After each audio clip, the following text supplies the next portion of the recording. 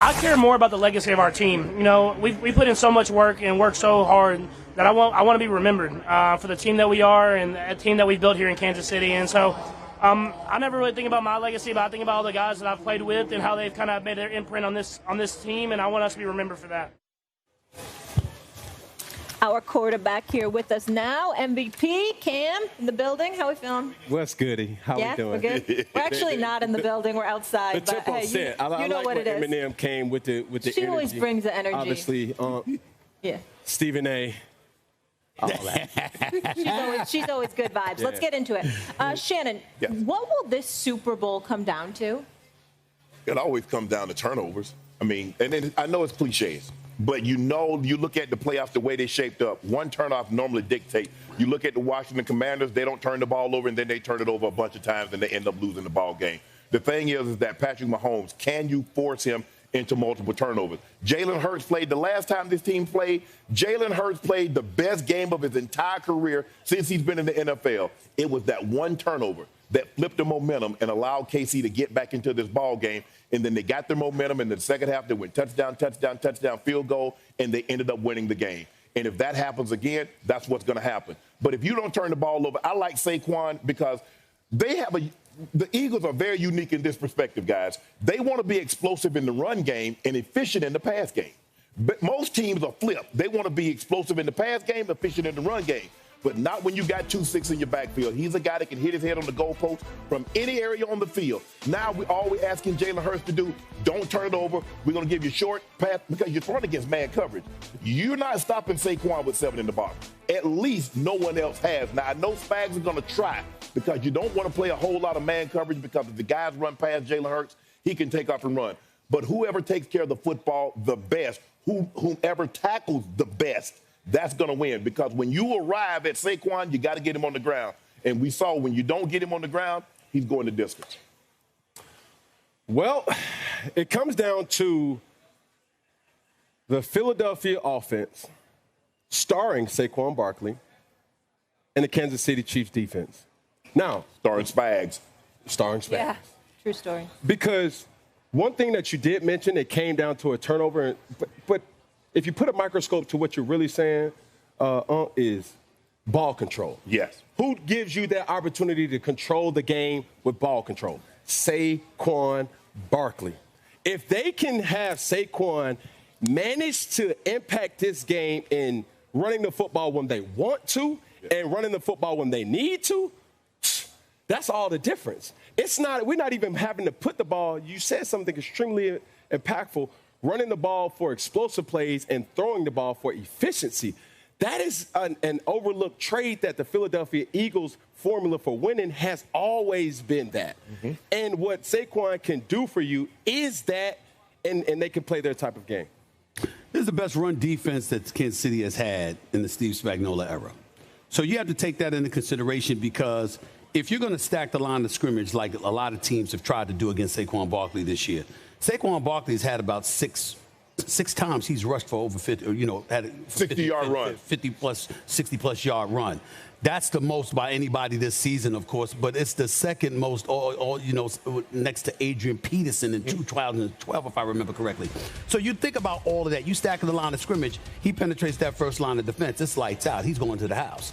They know that. It's going to be real interesting to see how Kansas City plays them. Here's my only question, fellas.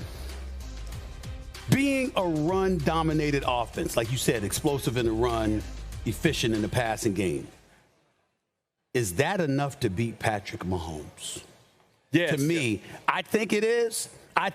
But only because it keeps Patrick Mahomes on the sideline. That's why. If you're able to run the football effectively. But they got to run the football effectively because if you don't, then Patrick Mahomes is going to get his bites at the apple, and that's lights out. If you remember when they played them last time, Philly did not snap the ball unless it was under 5 seconds.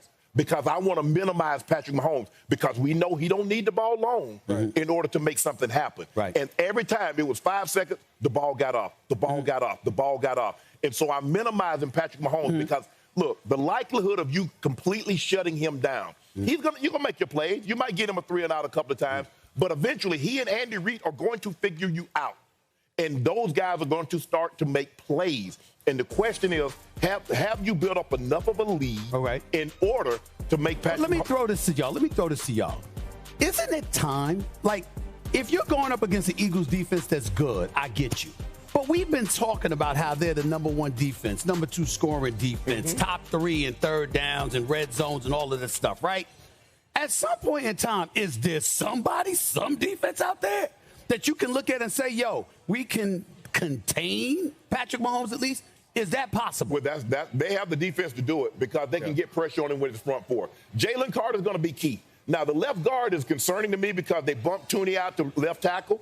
But I'm not going to be surprised if he's in the game and he plays 40 plays, 30 of them are going to be lined up over that left guard because he feels that's the weak link. He feels he can take advantage of him. He's their best defensive player. I know Braun is an all-pro, so is Carter, and he had an unbelievable season. But Jalen Carter is where it starts and stops because he's the guy that you must account for. He has the ability to be Reggie White. He has that kind of ability. He can dominate a game. When you talk about the dominance of the Kansas City Chiefs teams, I think the thing that oftentimes is overlooked or even not even mentioned is we've seen this happen with the Peyton Mannings. We've seen this happen with Tom Brady. We've seen this happen versus great quarterbacks. It's not just offense versus offense or offense versus defense or defense versus offense. It's all three phases of football impacting this game. What do I mean? The offense has to do the job. Okay, ball control from the Philadelphia offense. Defense has to do their job. Get off the field on third down yesterday. And 3, it comes down to special teams.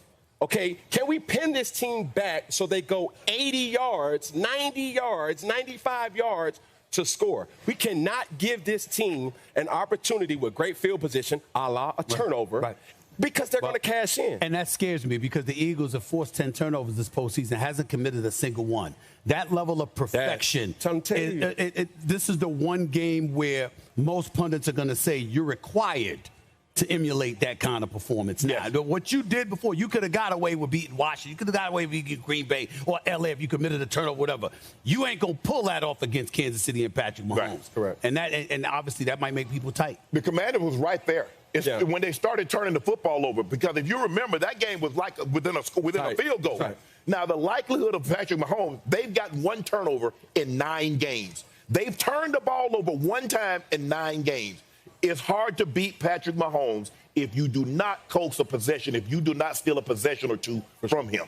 Last thing for me is really, when you're talking about football one-on-one and how to stop the run game, you have to bring an extra defender in the box, a la 7-man box, right? This allows the Philadelphia Eagles to do exactly what they want to do, the RPO, short game, efficient pass game, and now it comes down to a McDuffie, A.J. Brown kind of matchup, right? Now, controlling the line of scrimmage with RPOs, bubble screens, now screens, whatever you want to call it or however you want to attack it, that's where Jalen Hurts is at its finest because now it's clear.